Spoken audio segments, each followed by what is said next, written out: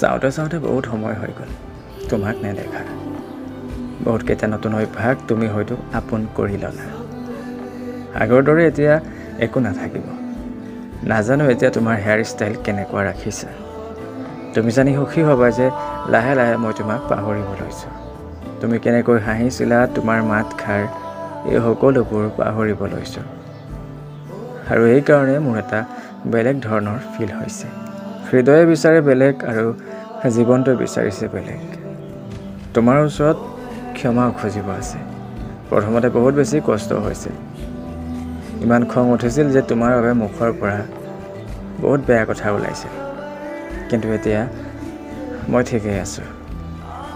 কিন্তু তুমি যে মোক এৰি গ'লা, কিয় এৰি গ'লা আজিলৈকে বুজিব নোৱাৰিলোঁ।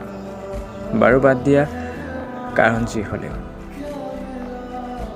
স্মৃতিবোৰ বৰ ধুনীয়া দি গ'লা তুমি। কিন্তু তেতিয়া বেছি ভাল লাগিলহেঁতেন, যিদৰে আমাৰ সম্পৰ্কটো ধুনীয়া আছিলে, ঠিক তেনেদৰে ইয়াৰ সমাপ্তিও হোৱা হ'লে।